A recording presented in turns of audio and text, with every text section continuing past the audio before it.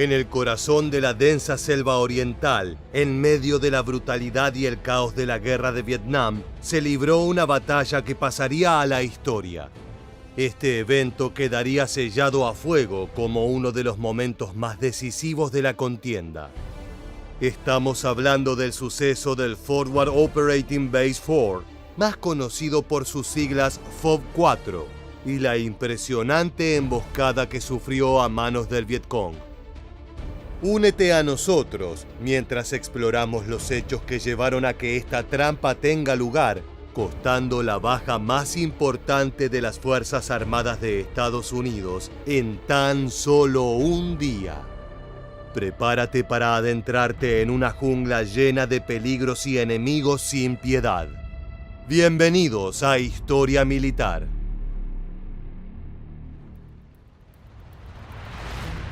Antes de contarte la tragedia que sufrieron los soldados norteamericanos, creemos que debes conocer el lugar en donde se desarrolló la trampa, así como el perfil de los combatientes que se enfrentaron en este desafío. Desarrollaremos brevemente esta información para que comprendas la verdadera magnitud de la emboscada. Durante la Guerra de Vietnam, un grupo de élite operó bajo un velo de secreto. Se trata del Comando de Asistencia Militar en Vietnam y Grupo de Estudios y Observaciones, o mejor conocido como MACPSOG.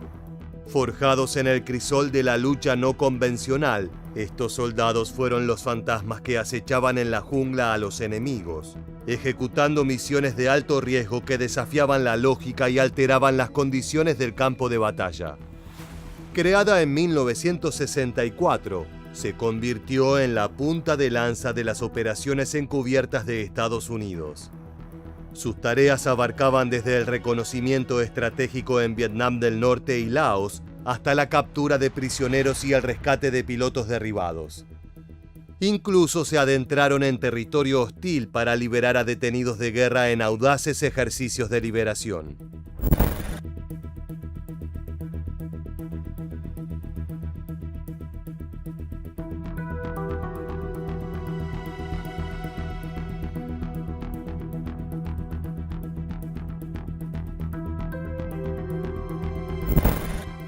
Más que simples soldados, los miembros del MACPSOG eran expertos en supervivencia, especialistas en demoliciones, maestros del sigilo y lingüistas versados en los idiomas del sudeste asiático. Su entrenamiento era brutal, forjando una hermandad inquebrantable entre aquellos que se atrevían a desafiar lo imposible. Sus acciones fueron tan variadas como letales. Participaron en el incidente del Golfo de Tonkin, el detonante que precipitó la intervención estadounidense en la guerra a gran escala. Estuvieron presentes en la Operación Tigre de Acero, la ofensiva del Tet a la que nos referiremos más adelante, y la campaña camboyana, dejando una huella imborrable en el desarrollo de la contienda. Las operaciones psicológicas también formaban parte de su arsenal, utilizando la propaganda y la guerra de información para socavar la moral del enemigo y sembrar la discordia entre sus filas. Conocidos por su lema audacia y profesionalismo, los individuos del MACPSOG se convirtieron en leyendas. Sus hazañas envueltas en el misterio alimentaron la imaginación del público y generaron un aura de invencibilidad.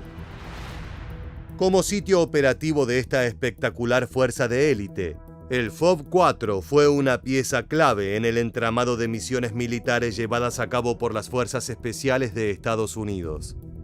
Ubicado en la región central de Vietnam, cerca de la frontera con Laos y Camboya, este asentamiento se erigía como un bastión de resistencia y determinación en medio de la densa selva vietnamita. Fue concebido como una base avanzada para las fuerzas especiales, proporcionando un punto de partida estratégico para llevar a cabo misiones encubiertas y operaciones tácticas en áreas controladas por el Vietcong y el ejército de Vietnam del Norte. Su ubicación estratégica les permitía a las tropas norteamericanas proyectar su poder en la región y llevar a cabo incursiones detrás de las líneas enemigas. La construcción y mantenimiento del FOB-4 representó un desafío logístico y operativo significativo para las fuerzas estadounidenses. Ubicado en un entorno hostil y de difícil acceso, requería la construcción de infraestructura básica como pistas de aterrizaje, refugios y almacenes para garantizar su funcionamiento efectivo. Además de servir como punto de partida para operaciones tácticas, también cumplía funciones de comando y control, coordinando las actividades de las unidades desplegadas en la zona y sirviendo como centro de comunicaciones y estrategia. Su capacidad para mantener la conexión entre las fuerzas desplegadas en el terreno fue fundamental para el éxito de las maniobras en la región. Este sitio también fue el hogar temporal para cientos de soldados estadounidenses, quienes vivían y trabajaban en condiciones difíciles y peligrosas. La base estaba constantemente amenazada por ataques enemigos, lo que requería extrema vigilancia y medidas de seguridad reforzadas para proteger a su personal y equipo. Escuchemos el testimonio de un soldado hablando de las prestaciones que tenían a nivel armamentístico. Light anti-tank weapons. They'd never been used before against tanks. This was the first time in the history of the weapon that they were ever used. So we thought we were okay for a couple of tanks. Una de las principales funciones del FOB-4 era servir como plataforma de lanzamiento para misiones encubiertas y operaciones tácticas en territorio enemigo. Estas fuerzas especiales realizaban tareas de sabotaje y capturas de objetivos de alto valor. Las unidades del MACSOG llevaron a cabo misiones de reconocimiento aéreo y terrestre en áreas controladas por el Vietcong y el Ejército de Vietnam del Norte. Estas actividades le proporcionaron información crucial sobre las tropas enemigas y sus movimientos, permitiendo planificar y ejecutar acciones con mayor precisión y efectividad. Además de las operaciones encubiertas, el FOB-4 también desempeñaba un papel importante en la recopilación y análisis de inteligencia. Las unidades de contraespionaje y reconocimiento desplegadas en la base reunían datos sobre las actividades enemigas. También analizaban patrones de movimiento y conducta. Lograban proporcionar informes en tiempo real a las fuerzas operativas en el terreno para diseñar tácticas y estrategias que servían para desarticular a Charlie, como llamaban los norteamericanos a sus oponentes asiáticos. Utilizando información recopilada por unidades de inteligencia, las fuerzas norteamericanas planificaban y ejecutaban operaciones de captura y eliminación de objetivos enemigos.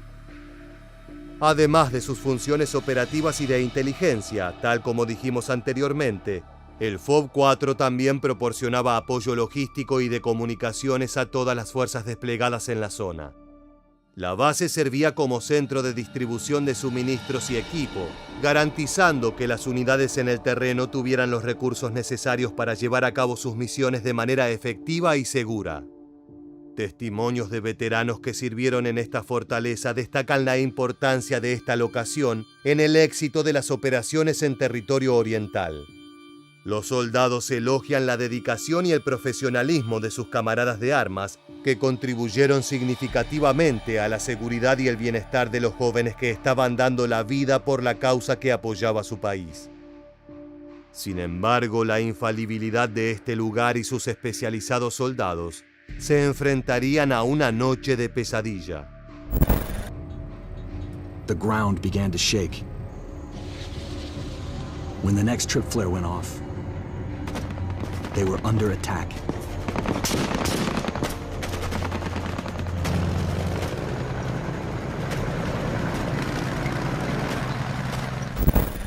El 23 de agosto de 1968 fue una noche oscura y húmeda en la jungla vietnamita, cuando las tropas del Vietcong se prepararon para lanzar su ataque sorpresa al Forward Operating Base 4. La luna apenas lograba filtrarse a través del espeso follaje de los árboles, mientras que el sonido de la vida nocturna de la selva llenaba el aire con un zumbido ominoso. Era el sonido de la guerra y la muerte. Aprovechando la oscuridad para avanzar sigilosamente hacia las defensas estadounidenses, Charlie se movió con cautela, preparado para asesinar. La guerrilla oriental había estado observando el FOB-4 durante días, recopilando información sobre las patrullas y los movimientos de las fuerzas norteamericanas. Sabían que el momento para atacar era durante la noche, La oscuridad les ofrecía la cobertura perfecta para lanzar su asalto sorpresa contra la base. Mientras tanto, las tropas estadounidenses disponibles en el sitio estaban en alerta máxima. Habían recibido informes de inteligencia sobre la presencia del Vietcong en la zona y creían estar preparadas para repeler cualquier ataque enemigo. Los soldados se mantuvieron en sus puestos con las armas listas para el combate y los nervios generando máxima tensión.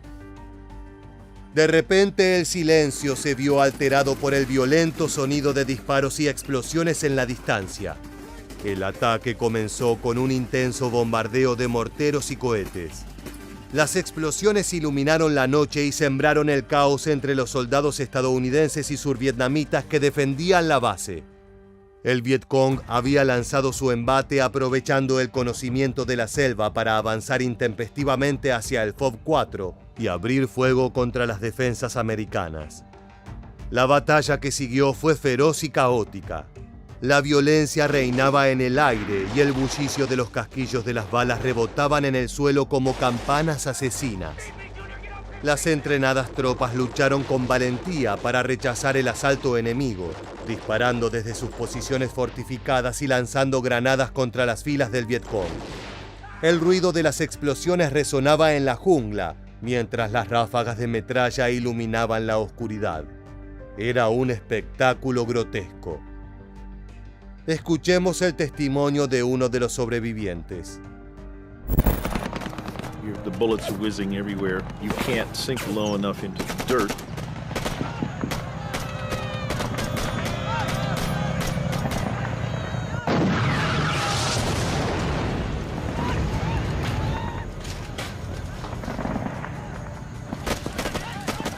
You just hear the cries of people being shot, and as they're crying out, and the explosions from the guns from the tanks. A pesar de la ferocidad del ataque enemigo, las fuerzas estadounidenses se mantuvieron firmes.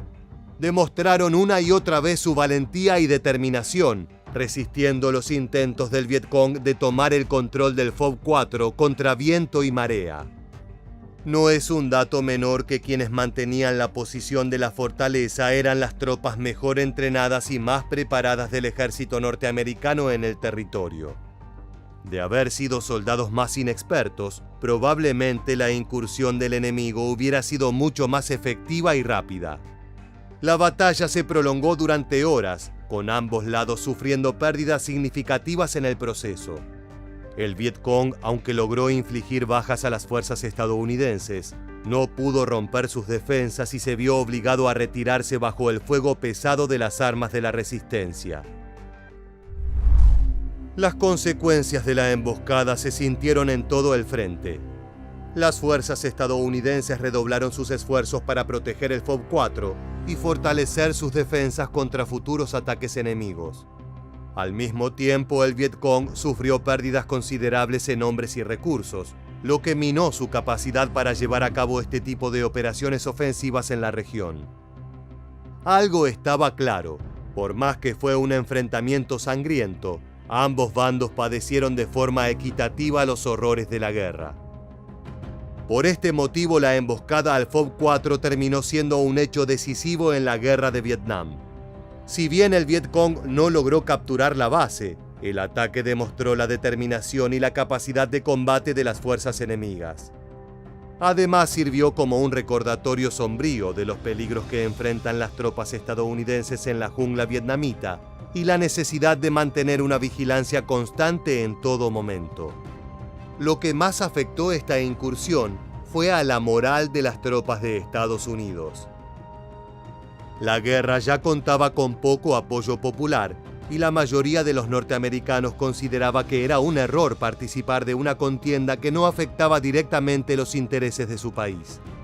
La consideraban un conflicto político y muchos veían a sus jóvenes hijos, hermanos o parejas ir a morir en nombre de algo que no terminaba de tener sentido del todo.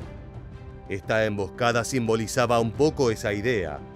Estar en medio de la selva vietnamita siendo asediado incansablemente por las balas enemigas por una decisión infundada del presidente era más de lo que los soldados podían soportar. Pero ese no fue el único hecho que marcaría a fuego esta historia. Unos meses antes, la ofensiva del Tet se pondría en marcha. Amanecía el 31 de enero de 1968. Un silencio expectante se cernía sobre Vietnam del Sur. De repente, el rugido de las explosiones y el estruendo de las ametralladoras rasgó la quietud. Las fuerzas del Vietcong y Vietnam del Norte, en una invasión coordinada y audaz, habían lanzado un ataque simultáneo contra más de 100 ciudades y puestos militares norteamericanos. Era el inicio del asedio. El Tet, o Año Nuevo Vietnamita, se suponía que era una época de paz y tregua. Los soldados estadounidenses y survietnamitas, confiados en la superioridad militar de su bando, se preparaban para celebrar. Sin embargo, el enemigo tenía otros planes. Aprovechando la festividad, el Vietcong y el ejército norvietnamita atacaron con ferocidad, tomando por sorpresa a las fuerzas aliadas.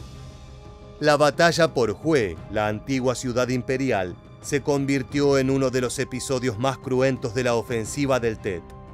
Durante semanas, las fuerzas vietnamitas se atrincheraron en la ciudad, librando una feroz resistencia casa por casa. Los marines estadounidenses enviados para retomar el control se enfrentaron a una lucha encarnizada en la que cada callejón se convirtió en un campo de batalla.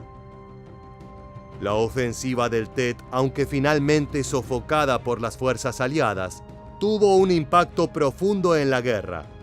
Las imágenes de la destrucción y las bajas estadounidenses, transmitidas por televisión a todo el mundo, generaron el fuerte sentimiento antibélico en la opinión pública estadounidense, que también ocasionaría la emboscada al FOB 4 meses más tarde.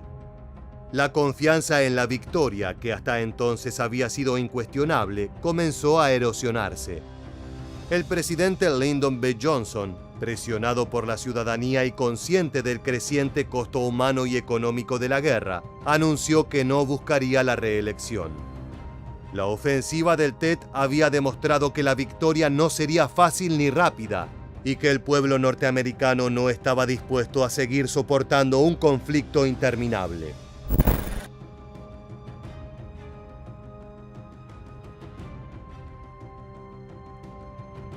What I see when I look at that photo today are 7, 18, 19, 20-year-old kids, badly wounded.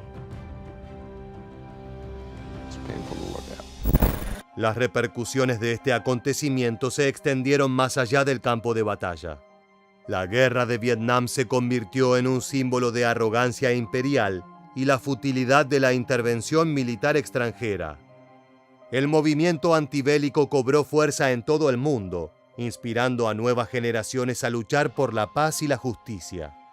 A pesar de su desenlace militar, este hito marcó una victoria simbólica para el Vietcong y Vietnam del Norte.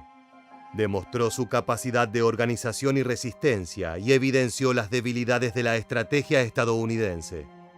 A partir de ese momento, la guerra comenzó a inclinarse a favor de las fuerzas comunistas, culminando finalmente con la caída de Saigón en 1975. La incursión del Vietcong tuvo un alto costo. 32 de sus soldados murieron en la batalla. Por el lado de las fuerzas especiales Mac Sog, 17 de sus hombres perdieron la vida. La mayor pérdida de efectivos en un solo día durante una guerra en la historia militar norteamericana.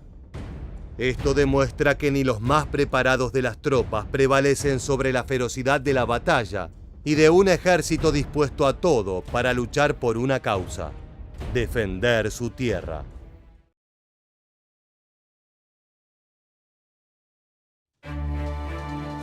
Caer en las siniestras garras del ejército enemigo siendo un soldado norteamericano era el peor de los destinos durante la guerra de Vietnam.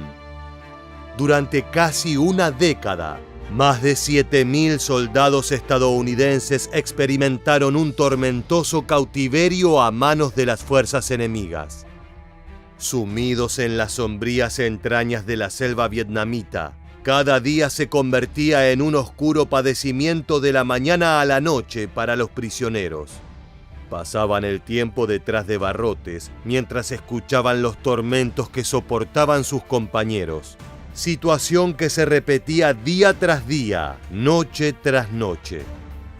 El fin último del Vietcong era conseguir información de la estrategia militar de sus enemigos, pero también existían algunos macabros soldados comunistas que lo hacían por diversión. En el video de hoy vamos a explorar con detalle cada uno de los métodos de tortura empleados por las milicias orientales, así como algunas historias de vida estremecedoras de soldados norteamericanos. Prepárense para un tormentoso viaje a la selva vietnamita de los años 60, en la entrega de hoy de Historia Militar.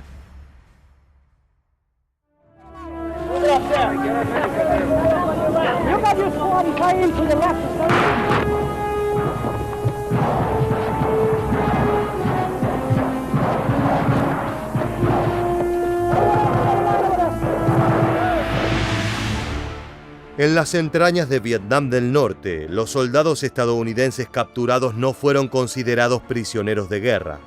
El enemigo los veía más bien como invasores en medio de una guerra que supuestamente no había sido declarada. La brutalidad desplegada sobre ellos se justificaba con esta etiqueta, en una narrativa distorsionada que eclipsaba los derechos y la humanidad de los presos. Con esta cruel concepción del adversario, prisioneros de guerra padecieron un cautiverio caracterizado por ejecuciones, torturas, heridas o enfermedades infecciosas. La brutalidad era moneda corriente en las prisiones selváticas. Los norvietnamitas sometían sistemáticamente a prisioneros estadounidenses a torturas sanguinarias, con el objetivo de arrancarles confesiones de crímenes de guerra o hacerlos partícipes de montajes propagandísticos. Los castigos físicos no conocían límites y su propósito iba desde la obtención de información militar hasta la manipulación psicológica. En este sombrío escenario, los prisioneros resistían hasta donde alcanzaban sus cuerpos, pero los castigos tenían el poder de quebrar a los cautivos más allá de los límites de la resistencia humana. Algunos torturados descubrieron que cualquier respuesta, aunque fuera falsa o engañosa, podía poner fin a su sufrimiento insoportable, o al menos temporalmente. La carga emocional de ceder ante tales exigencias era pesada, pero muchos sacrificaban los juramentos militares realizados, preservando sus vidas en medio de una tormenta de crueldad. Esto trajo drásticas consecuencias en la posguerra para los soldados, muchos de los cuales sufrieron estrés postraumático. Este trastorno psíquico generó que muchos tuvieran conductas violentas al retornar a sus vidas civiles, llegando a trágicos extremos en los que los combatientes no soportaban el peso de sus recuerdos y se quitaban la vida. Parte de este desorden mental fue debido a la crueldad norvietnamita alcanzada en las reiteradas sesiones de castigos físicos. Había distintas prisiones a lo largo y ancho de la costa oriental donde se desarrollaba el conflicto, pero una se destacó por ser la más grande y tener la mayor cantidad de prisioneros.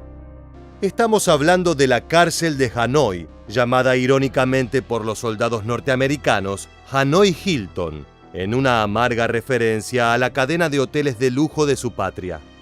Lejos de los masajes, el servicio de spa y el desayuno continental, los prisioneros vivían hacinados, recibiendo palizas a diario y sin recibir comida por varios días. En estas siniestras locaciones se empleaban diversas tácticas de escarmientos corporales, uno más espeluznante que el otro.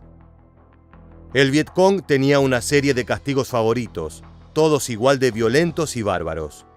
Empecemos por describir uno de los más conocidos, denominado como el truco de la soga.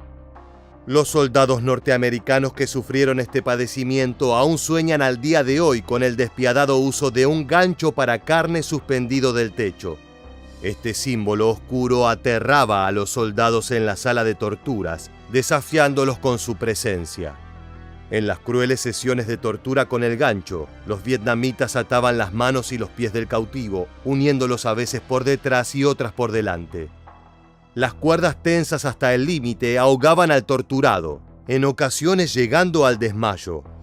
Inclinado o doblado por la mitad, el prisionero era elevado hacia el gancho mientras los guardias tiraban de las cuerdas y lo dejaban suspendido en el aire. Este procedimiento deformaba el cuerpo de los soldados al nivel de dislocar algunas extremidades de las víctimas, por lo general los hombros.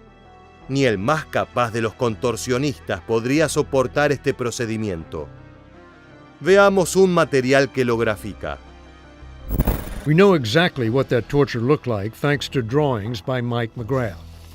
But they put your arms behind your back and they'll cinch up your elbows until your ribs start pulling apart here. Then they rotate over your head until your shoulders this way. And no man can stand the pain. Las sesiones de esta salvaje práctica duraban horas, incluso días. Los guardias regresaban de a intervalos a chequear los signos vitales del torturado. A medida que pasaba el tiempo, las milicias iban apretando las cuerdas hasta que el prisionero perdía la sensibilidad en sus extremidades. Corría el reloj y los miembros se volvían púrpuras, en ocasiones llegando a inflamarse al doble de su tamaño normal.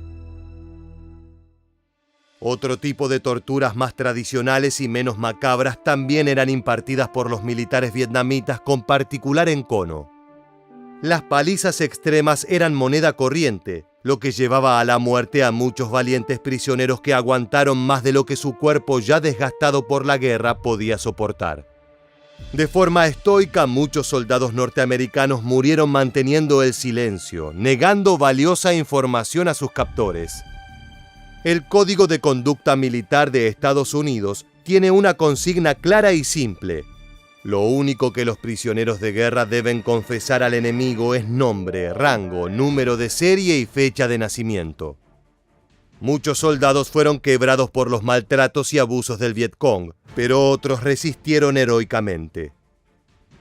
Lo que el Comando Comunista de Vietnam quería conocer eran los detalles de las misiones, de los objetivos y de las tácticas empleadas por los norteamericanos.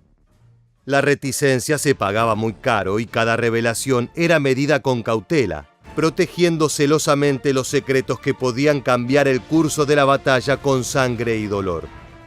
En este vaivén entre la obligación de hablar y la lealtad a la misión, el código de conducta se convirtió en un talismán para muchos militares norteamericanos que encontraban en su juramento las razones para resistir a las torturas sufridas. Otra forma de quebrar a los soldados era someterlos a castigos psicológicos y propagandísticos.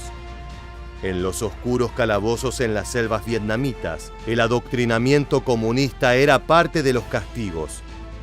Los guardias sometían a los prisioneros a escuchar transmisiones incesantes de Radio Hanoi y charlas ideológicas interminables que resonaban durante las tortuosas sesiones de castigo físico.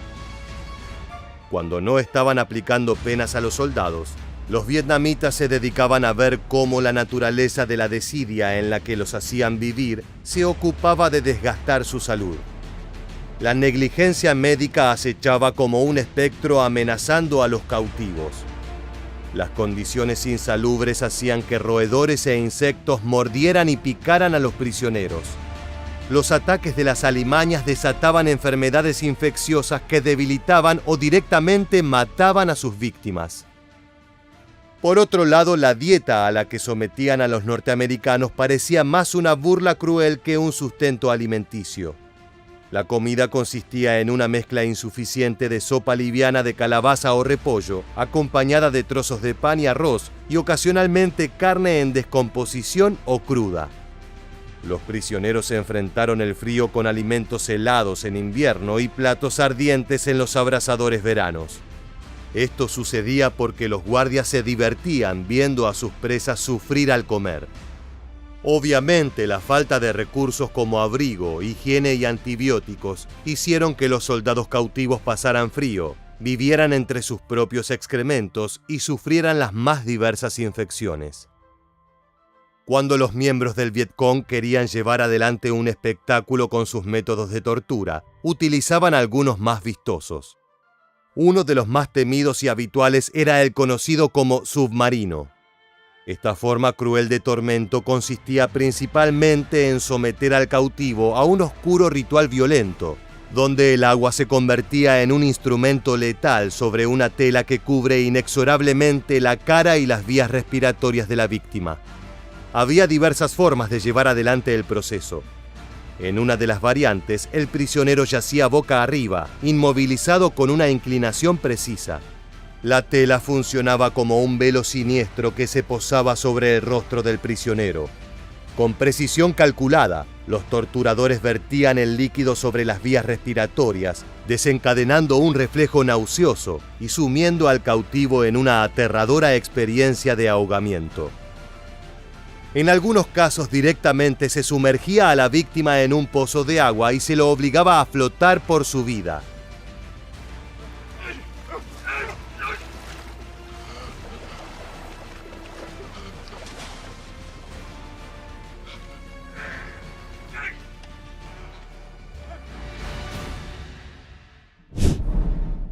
El agua era utilizada como un arma intermitente que evitaba la muerte inmediata, provocando nada más que sufrimiento. Sin embargo, el riesgo persistía, ya que un flujo continuo podría sellar el destino del preso con una asfixia implacable. El submarino no solo infundía un dolor agudo, sino que dejaba secuelas aberrantes. Pulmones dañados, lesiones cerebrales por la carencia de oxígeno, y fracturas de huesos por forcejear con los guardias eran las consecuencias físicas, y un terror al agua quedaba permanentemente en el inconsciente del torturado. Volviendo a la intención de espectacularizar las torturas, hubo un hito durante la Guerra de Vietnam que dejó de manifiesto el trato que recibían los soldados norteamericanos. El escenario de la Marcha de Hanoi en julio de 1966 pintó una de las explotaciones más descaradas y siniestras de los prisioneros de guerra. Atados de dos en dos, 52 cautivos estadounidenses fueron forzados a recorrer cabizbajos las calles de Hanoi, alimentando la furia pública del norte de Vietnam. La crudeza de la escena quedó inmortalizada en imágenes filmadas por los norvietnamitas. Una narrativa visual destinada a mostrar a los enemigos humillados y a merced de los enfurecidos comunistas.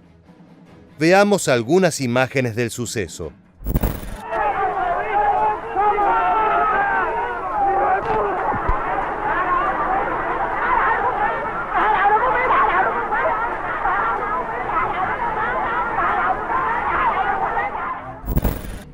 Todo marchaba impecable en el desfile macabro para ostentar el poder del Vietcong, hasta que lo que comenzó como una marcha humillante se tornó en caos cuando los prisioneros fueron atacados y golpeados en medio de una turba iracunda.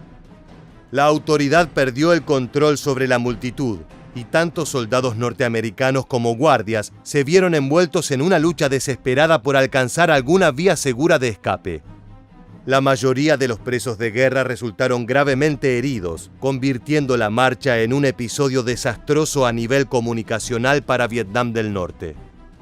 La película de propaganda, en lugar de retratar un espectáculo de fortaleza y liderazgo, reveló un desmadre violento que generó el ataque a cautivos indefensos. La circulación del material generó lo contrario a lo que buscaba el Vietcong, ya que la comunidad internacional repudió enérgicamente lo sucedido, lo que generó una reputación barbárica para los habitantes vietnamitas. Las condiciones de vida y las torturas eran tan avasallantes que a muy pocos prisioneros se les cruzaba por la cabeza la idea de planear una fuga. Sin embargo, algunos valientes prisioneros de guerra se atrevieron a desafiar las probabilidades. El teniente de la Armada George Cocker y el capitán de la Fuerza Aérea George McKnight urdieron un intento de libertad desde las entrañas de la prisión Dirty Bird en Hanoi, navegando 25 kilómetros río abajo antes de ser recapturados. Sin clemencia, ambos fueron encadenados durante días y trasladados a Alcatraz, otra cárcel diminuta diseñada especialmente para aislar a aquellos que los norvietnamitas querían aislar y sepultar en el olvido. Otro intento de escape fue en mayo de 1969, cuando los capitanes de la Fuerza Aérea John Dramsey y Edwin Atterbury tramaron una fuga meticulosa desde la claustrofóbica prisión anexo del zoológico. Aunque su plan era ingenioso, apenas lograron recorrer unos pocos kilómetros. La astucia con la que los estadounidenses orquestaron su huida desató la furia de las autoridades penitenciarias en Vietnam del Norte. El verano de 1969 se transformó en un oscuro capítulo de inhumanidad durante la Guerra del Sudeste Asiático. Durante 2 semanas, los prisioneros del comité de fuga que habían ayudado a Dramsey y Atterbury sufrieron torturas brutales para revelar todos los detalles. Incluso aquellos que no sabían nada del plan fueron sometidos a tormento. Las ya escasas raciones de comida se vieron reducidas y muchos prisioneros sufrieron palizas salvajes en los meses subsiguientes. Veamos a un exprisionero hablando de la experiencia. These are leg irons, and if you misbehaved according to their rules, they'd lock your ankles in here. How long would they leave you in those things? I was in it for, I think, maybe 2 or 3 weeks or so. 2 or 3 weeks? Right, yeah. Las tácticas de tortura de los guardias vietnamitas alcanzaron extremos inimaginables. Un prisionero fue colgado boca abajo del techo y electrocutado con la batería de un automóvil. Equipos de torturadores, armados con cinturones de goma, desgarraron la piel desnuda de los prisioneros. Otros fueron apaleados y obligados a arrodillarse durante horas, soportando azotes sin descanso. Durante 2 semanas, el teniente comandante de la Marina, Red McDaniel, soportó más de 700 latigazos, con heridas abiertas y descargas eléctricas, mientras los sometían a torturas físicas y psicológicas.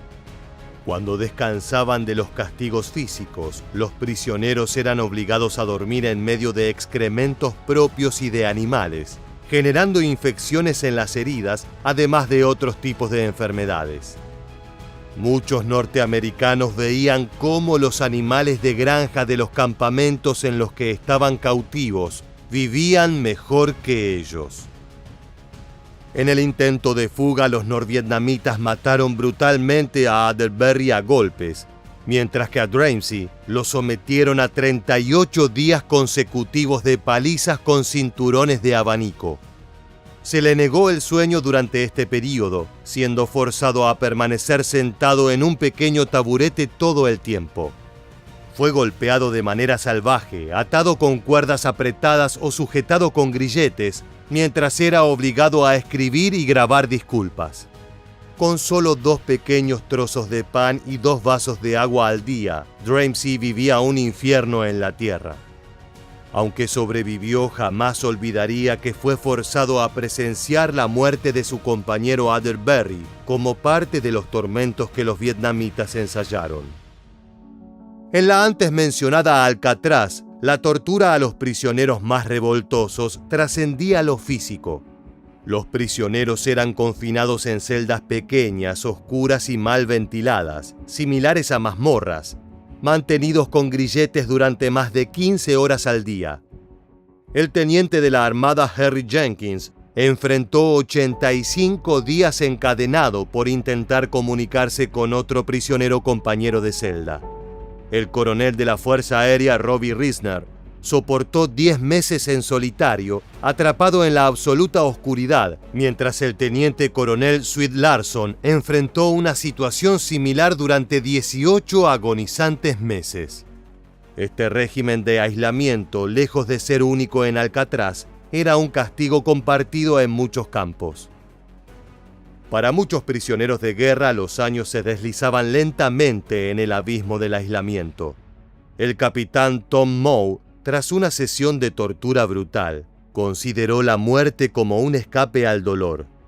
Golpeado durante horas, doblado hacia atrás con cuerdas y hierros, suspendido de un poste y casi ahogado con un trapo sucio, anhelaba la liberación de la muerte. Sus captores, crueles en su despiadada misión, le espetaron: «Lo fácil es morir, por eso te mostraremos lo difícil que es vivir». En medio de las torturas y las cárceles perdidas de la jungla, hubo un hombre que se destacó por encima del resto de los prisioneros norteamericanos por el odio que despertaba en el enemigo. en las vastas selvas del Vietnam de 1966, donde el calor colosal se filtraba en la densidad del follaje, la historia del intrépido soldado Dita Dengla emergió como una rareza en medio del conflicto. Dita, un piloto de la Armada estadounidense, encontró su destino en la Guerra de Vietnam cuando su avión fue derribado sobre territorio enemigo. Su caída abrupta marcó el inicio de una odisea épica, una lucha por la supervivencia que despertaría tanta fascinación como rencores. Capturado por las fuerzas norvietnamitas, Dita se enfrentó a un destino incierto. No dispuesto a aceptar su fortuna, apenas tuvo una oportunidad, inició un escape desesperado a través de las intrincadas selvas vietnamitas. En esta primera fuga logró mantenerse en libertad durante poco tiempo hasta que fue recapturado. Durante este nuevo cautiverio sufriría las más inhumanas torturas a raíz de la ira que generó su huida. Además de todos los castigos mencionados anteriormente, se sumaron la de enterrar astillas de bambú debajo de sus uñas y, utilizando la misma planta, hacerle tajos en la piel y enterrar trocitos para que se infectara la herida. Esto causaba dolores insoportables que el soldado soportaba con una determinación admirable. Finalmente, tras meses de angustia, Dita fue rescatado en un episodio espectacular. Logró escapar de un campamento robando una ametralladora y matando a quienes los vigilaban. Luego de vagar por la selva, escribió con rocas la señal de auxilio SOS, hasta que fue divisado por un avión norteamericano. Este relato, digno de una película, llegó a la pantalla grande con el film Rescue Down, protagonizado por Christian Bale, que recreó la tormentosa aventura de este prisionero de guerra en la selva vietnamita. Veamos una de las imágenes finales.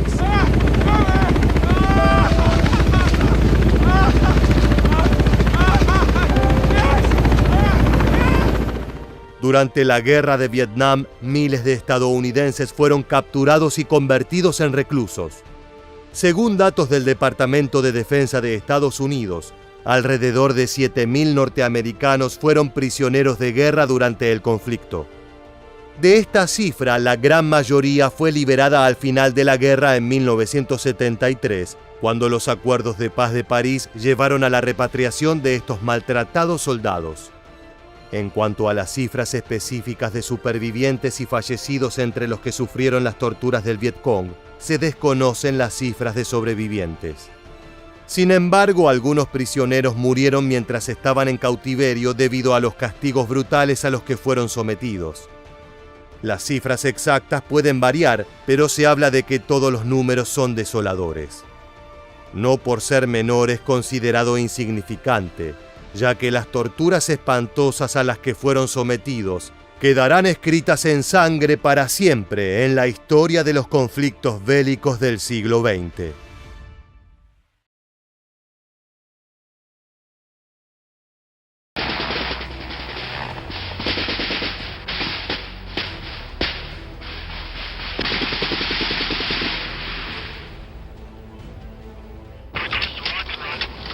Okay. Okay, would you roll in a 270 from the smoke, approximately 100 meters away from it. I'll adjust you from there. Tan solo un árbol o matorral era capaz de ocultar a un enemigo listo para aniquilarlos. Las emboscadas estaban a la orden del día y siempre culminaban en una regadera de sangre para ambos bandos. En esta nueva entrega de Historia Militar, vamos a reconstruir con lujo de detalles 3 importantes ofensivas realizadas por el Vietcong. Una serie de ataques sorpresivos en los que el poderoso ejército de los Estados Unidos fue totalmente humillado por los guerrilleros locales. Ponte el chaleco antibalas, toma tu M16 y comencemos. Si bien las actividades oficiales del ejército de los Estados Unidos en Vietnam comenzaron algunos años después, desde 1964 se estableció en la nación del sudeste asiático un grupo comando de operaciones especiales. Se trataba del MACSOG, una unidad compuesta por elementos de los Navy SEALs, los marines y miembros de fuerzas especiales. Durante sus 8 años de actividad, comprendidos entre 1964 y 1972, MACSOG realizó misiones de alto riesgo que, pese a su importancia, no fueron reportadas al gran público. Para poder funcionar y mantener en secreto su estructura, el grupo se dividió en 3 subcomandos delimitados de forma geográfica: el Comando y Control Norte, o CCN, el Comando y Control Central, o CCC, y el homónimo del sur, también denominado CCS. Fue en una de las bases más importantes de la sección norteña que el Vietcong llevó a cabo uno de los ataques más brutales al invasor occidental, en una jornada que quedará para siempre en la memoria de quienes sobrevivieron. A continuación escucharemos las memorias de John Striker Meyer, uno de los veteranos más reconocidos del legendario MACSOG. During that attack, it came after midnight. It was a moonless night, and the TAP sappers, who were highly trained NBA soldiers, hit the base. La FOB-4, o Forward Operation Base, era una sede operativa ultrasecreta de enorme importancia para Washington. Su rol era fundamental para la organización de las misiones en una de las áreas más conflictivas de Vietnam. Es por eso que en sus instalaciones solían alojarse boinas verdes y otros comandos de primer nivel que cooperaban con el MACSOG. El problema fue que el flujo de actividades era muy alto y no siempre la base estaba vigilada con la misma solidez. Existían ventanas breves en la cual la FOB-4 era susceptible de un ataque masivo, y los vietnamitas lo sabían. Para esa ofensiva, el Frente Comunista empleó a los infames sappers, sus soldados de fuerzas especiales entrenados para entregar su vida sin importar las condiciones. Durante la contienda, su reputación quedó cimentada a través de brutales sacrificios. Los sappers eran comunistas fanáticos dispuestos a todo. Retomaban el espíritu combativo de los viejos kamikazes del Japón imperial. Tal era la determinación por su tierra, que llevaban en su frente una bandana blanca con las palabras «Vinimos aquí a morir», escritas en sangre. Durante la mañana del 23 de agosto de 1968, un batallón del Vietcong, conformado por sappers y soldados regulares, ingresó a la base FOB-4. Su estrategia había contemplado hasta el más mínimo detalle, tanto así que la ofensiva coincidió con la noche en que comenzaba el nuevo ciclo lunar. Esto les aseguraba una oscuridad total para movilizarse como cazadores a lo largo de la selva vietnamita. Las noticias del ataque se dispersaron de a poco, a medida que los disparos y explosiones retumbaron en cada rincón del territorio.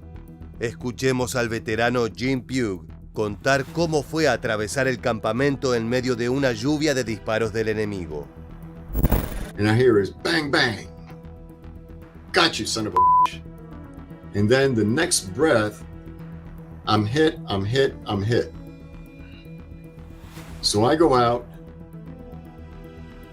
and start dragging him into the barracks. And I could feel the bullets going by my bare torso and snapping right next to my ear.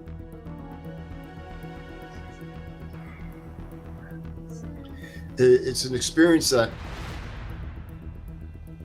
you just wish that they could hit you instead of feeling it that way. El equipo de reconocimiento Spike Team Rattler se encontraba apostado en la parte más alta de las montañas de mármol, uno de los lugares más elevados de Da Nang. Los comandos MACSOG disfrutaban de una noche apacible, cuando de repente una serie de estruendos transformaron el momento en una pesadilla. Abajo, a varios metros de sus posiciones, el batallón del Vietcong había penetrado en las escasas defensas, dando inicio a una auténtica masacre. En pocos minutos, la base FOB-4 se transformó en una hoguera repleta de cadáveres de Estados Unidos. Solo algunas estructuras sobrevivieron a la ofensiva. Mientras los integrantes del antes mencionado equipo de reconocimiento Spike Team Rattler observaban todo el horror desde la altura, Una parte del escuadrón vietnamita se preparaba para emboscarlos a ellos. Los sappers utilizaron sogas para escalar en pocos minutos, tomando completamente por sorpresa a sus víctimas. Para cuando el equipo de escaladores logró rodear al Spike Team Rattler, la situación en toda la base FOB 4 se había convertido en un verdadero infierno en la tierra. Había carpas en llamas, cuerpos sin vida en el suelo y sangre mezclada con el lodo y la vegetación. En ese caos, tropas norvietnamitas corrían portando fusiles de asalto. En una de las situaciones más impactantes, un grupo de sappers con explosivos adheridos a su cuerpo entró corriendo al depósito de municiones de la base. Al cabo de unos segundos, una explosión acabó con su vida y con la reserva de armamento de FOB 4.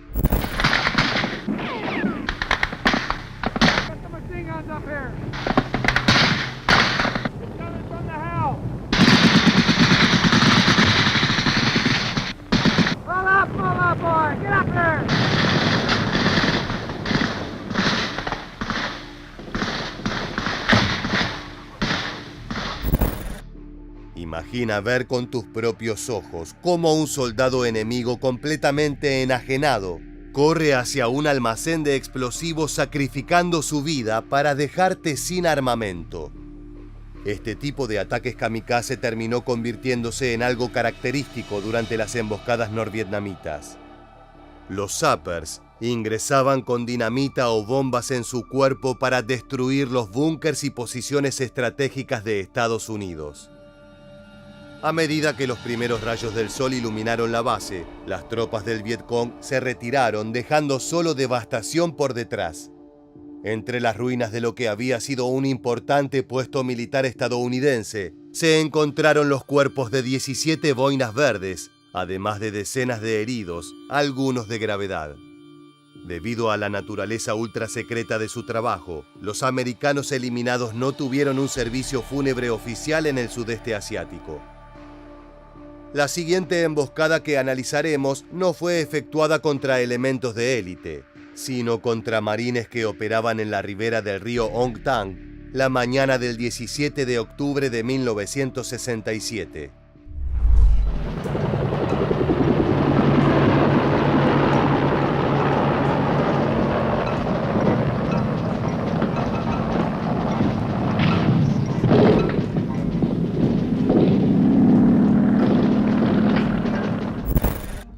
Durante los primeros meses de 1967, el frente vietnamita sufrió la pérdida de miles de soldados como resultado de las misiones llamadas Busca y Destruye, efectuadas por el ejército de los Estados Unidos. Pero el general Tran Van Tra sugirió que las tropas comunistas aún podían alzarse con la victoria si lograban infringir pérdidas numerosas entre los norteamericanos. Es por eso que a mediados de 1967, la 7ª y 9ª División del Ejército de Vietnam del Norte comenzaron a pergeñar lo que sería una de sus ofensivas más brutales y efectivas.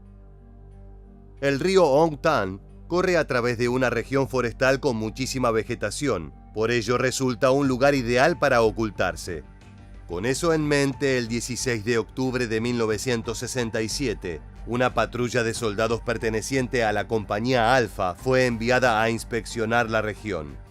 Durante su misión se toparon con una pequeña unidad enemiga, la cual terminó escapando luego de una breve balacera. Al reportar este encuentro, los hombres del tío Sam recibieron una orden concreta. Tenían que buscar a ese grupo de vietnamitas y aniquilarlos. Parte del plan era que avanzaran por territorio ocupado. Al encontrar asentamientos del Vietcong, tenían que contactarse con las baterías de artillería que aguardaban apostadas a pocos kilómetros. El problema fue que los guerreros locales ya habían advertido el plan y estaban aguardando el momento preciso para atacar, como un depredador que observa a su presa. Uno de los soldados estadounidenses no tenía un buen presentimiento sobre la operación. Well, they told us we were going to a place that was going to be pretty rough, and that's all. They didn't tell us what was waiting on us. You had no choice, you just went. Cerca de las 10 de la mañana del 17 de octubre de 1967, los soldados americanos se encontraron con las tropas del Vietcong.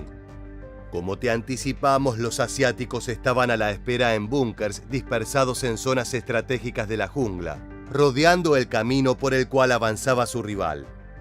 Cuando los norteamericanos estuvieron a tiro, se desató el caos. Una tormenta de cartuchos de rifles, ametralladoras y granadas erupcionó en una mortal emboscada. Las tropas de Washington no tuvieron tiempo para adoptar posiciones defensivas y sufrieron pérdidas masivas de personal durante los primeros minutos del combate. Los hombres del Vietcong llegaban desde todos los flancos, aprovechando sus búnkers y la geografía que tanto conocían. A medida que el fuego de los norvietnamitas aumentaba, los soldados norteamericanos creyeron escuchar el sonido distintivo de una ametralladora M60. Los hombres asumieron que era la caballería que había llegado para rescatarlos, por lo que cesaron el fuego por miedo a herir a uno de los suyos. El frente asiático aprovechó por completo estos instantes de debilidad. Cerca de las 11:30 de la mañana enviaron reservas de personal vietnamita que esperaban el momento correcto de actuar. Para mayor complicación de los estadounidenses, resultaba imposible emplear la artillería, ya que la proximidad entre propios y ajenos hacía que fuese demasiado riesgoso. Alpha Company disappeared. And now the firing was directed against us, against Delta Company. Lúc đó thì trung đoàn mới tung cái tiểu đoàn 2 là tiểu đoàn dự bị trong ngày, đánh từ sườn bên phải đánh sang đội hình của địch. En simultáneo a esta parte de la ofensiva, otro grupo de tropas asiáticas había avanzado con sigilo hasta las inmediaciones de la artillería. Llegado el momento, se abalanzaron sobre el enemigo, complicando aún más el apoyo que podrían recibir el resto de los estadounidenses emboscados en la región de Ong Tan. Los integrantes de aquel batallón de artillería recuerdan lo caótico de aquella situación. Por un lado tenían que coordinar los disparos y recibir información de los soldados que estaban más adelante. Por el otro debían defenderse de las oleadas de vietnamitas que intentaban apoderarse de la posición. Qué mejor que escuchar al coronel norvietnamita Vo Minh Triet describiendo cuál fue la estrategia utilizada por sus hombres. Anh tiểu đoàn cũng có cái đài quan sát của anh, rồi anh trung đoàn có cái đài quan sát của anh, tức là những cái đài leo lên trên cao. Các cái bộ đàm này có trực đầy đủ không mới gọi. Cứ để cho đổ xuống rừng, khi kéo vào đến một cái tầm là nổ súng rồi. Uno de los observadores de artillería, es decir, aquellos hombres encargados de divisar el panorama y traducirlo en datos concretos para emprender los ataques, era el teniente Harold Pinky Durham. Él era un soldado experto que se encontraba realizando su segundo tour en Vietnam. Adoptó una posición peligrosa, exponiéndose al fuego hostil proveniente de varias direcciones, pero era necesario para que pudiera comunicarse con el resto de las tropas y coordinar los ataques de artillería. Durham cumplió su trabajo con calma y tranquilidad, brindando coordenadas precisas que lograron hacer volar por los aires varias posiciones vietnamitas. Desgraciadamente, durante el combate, el valiente soldado pisó una mina tipo Claymore, las cuales no explotan, pero sí lanzan cientos de piezas metálicas que perforan el cuerpo de la víctima. Durham sufrió heridas muy graves y debido a aquel incidente quedó ciego de uno de sus ojos. Con la vista rebalsada de sangre y el cuerpo lacerado, el teniente continuó operando con eficacia, brindando coordenadas por radio cuando aún las balas rozaron su cabeza. Gracias al sacrificio de este hombre, las fuerzas norvietnamitas no pudieron completar su masacre, ya que no podían continuar avanzando sobre los soldados que habían sido emboscados más adelante. En aquel fatídico día de octubre, Durham salvó cientos de vidas. Escuchemos la descripción del capitán Karl Kaiser, quien fue parte del enfrentamiento y sobrevivió para reconstruir los hechos iniciales. And one of the members of the flank security reported hearing movement and hearing a metallic click on his right flank. At that time, a machine gun opened fire on the right file of the 1st platoon of Alpha Company. That's the first shots that were heard. That's correct. A medida que las tropas norteamericanas lograron organizarse y recuperar terreno, los soldados del Vietcong comenzaron a retroceder. El grueso de la columna asiática cesó las hostilidades y se marchó del lugar unas 2 horas después de que comenzara el infierno. Podían volver conformes a sus hogares. Habían cumplido con creces su misión, ya que lograron infligir un daño brutal en las filas norteamericanas. En total, la ofensiva de Ong Tan se cobró la vida de 56 soldados de Washington. Otros 75 fueron heridos y 2 permanecen perdidos hasta el día de hoy. Entre los fallecidos se encontraba el heroico Harold Durham, quien recibió la mítica Medalla de Honor póstuma por su entrega y sacrificio para asegurar la supervivencia de sus compañeros. La guerra de Vietnam fue brutal, pero es justamente en esas condiciones extremas que aflora el heroísmo y la capacidad militar. Es por eso que la última emboscada que repasaremos en este video también tiene como partícipe a un receptor de la mítica Medalla de Honor. Situémonos en tiempo y espacio. El 25 de agosto de 1968, los miembros del 48º Grupo de Transporte Americano cumplían con su importante labor: trasladar las provisiones para evitar que los soldados no se murieran de hambre. En aquella jornada el convoy era particularmente grande, con un total de 81 camiones que partieron desde el poblado de Long Binh, cargados de comida, combustible y armamento. Como podrás imaginarte, las rutas que conectaban Vietnam en aquel entonces no eran precisamente gemas de la ingeniería moderna. Más bien todo lo contrario. Eran caminos sinuosos y precarios que unían el punto de partida con Saigón, el destino final del 48º Grupo de Transporte.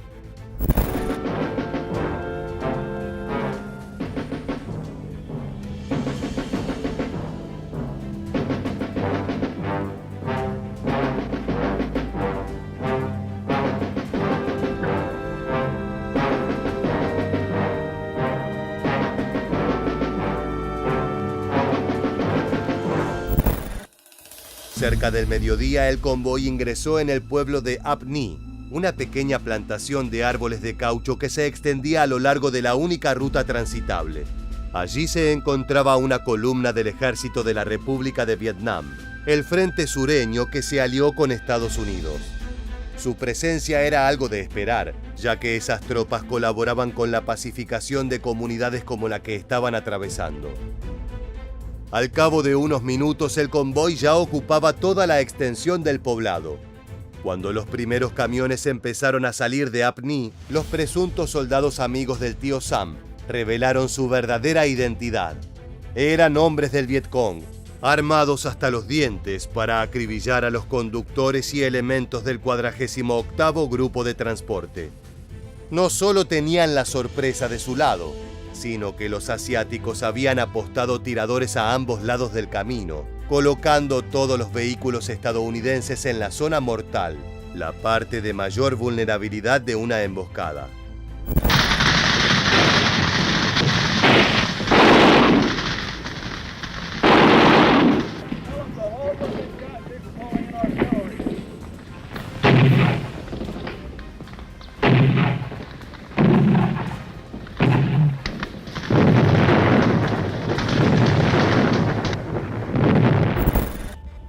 La batalla de Ap Ni no se limitó a disparos. Los soldados comunistas también emplearon ametralladoras y lanzadores RPG-7 para destruir los rodados. El objetivo prioritario era cortar el suministro de provisiones y, de ser posible, capturar parte del botín para nutrir al Vietcong con armamento y comida. Luego de regar con balas los camiones que trasladaban alimento, la furia de los atacantes se enfocó en los vehículos cisterna con combustible, esperando que estos explotasen para bloquear por completo el avance del convoy. En esta parte de la historia es que conoceremos al gran héroe que emergió en medio de este caos. William Say era un conductor de camiones de tan solo 19 años. Gracias a sus habilidades detrás del volante, se transformó en miembro de la compañía de transporte, pero eso no significaba que no supiese luchar. Cuando se desató la balacera en Apni, el muchacho saltó de su vehículo y buscó al resto de sus compañeros para organizar la respuesta. En una emboscada es fundamental mantener la calma y actuar escuchando a tu cabeza, no al miedo que ruge en el estómago. Say y otros conductores se colocaron a una distancia de 6 metros entre sí, adoptando una posición defensiva para repeler la primera embestida de los soldados vietnamitas. El muchacho abrió fuego y mató a 2 enemigos que se encontraban a unos 10 metros de distancia. Por otra parte, uno de sus compañeros logró eliminar a un soldado del Vietcong, pero después su M16 se atascó y quedó inutilizable. Sin embargo, la muerte de los 3 comunistas ahuyentó a un pequeño grupo de guerrilleros que se aproximaba a los camiones. William Say tuvo un rol destacado protegiendo a sus compañeros en Apni. En primer lugar, sin temor a recibir impactos, lanzó granadas de mano que hicieron retroceder al enemigo. Los norvietnamitas suponían que eran varios hombres, pero se trataba solo de Say resistiendo el embate. Durante ese momento, el muchacho recibió un disparo en la muñeca, la cual se fue desangrando a lo largo de la jornada. Aún así, se las arregló para arrastrar a varios compañeros malheridos hasta la seguridad, bajo una lluvia de cartuchos enemigos. Cuesta imaginar la valentía y la decisión que hacen falta para exponerte una y otra vez a una muerte dolorosa por salvar a otras personas. Fue por esto, como también por la eliminación de varios soldados del Vietcong, que William recibió la medalla de honor. Desgraciadamente, el joven de 19 años terminó muriendo, producto de múltiples heridas que generaron una pérdida de sangre masiva. La emboscada fue increíblemente larga, con hostilidades intermitentes que se extendieron a lo largo de 9 horas de aquel infame 25 de agosto. Esto le dio el tiempo suficiente a la aviación y a la artillería de Estados Unidos para que se presentaran, regando de fuego y destrucción a los guerrilleros comunistas. Finalmente, a las 9 de la noche arribó una gran unidad de infantería para asistir a la parte posterior del convoy. Al verse sobrepasados, los norvietnamitas se replegaron a la jungla.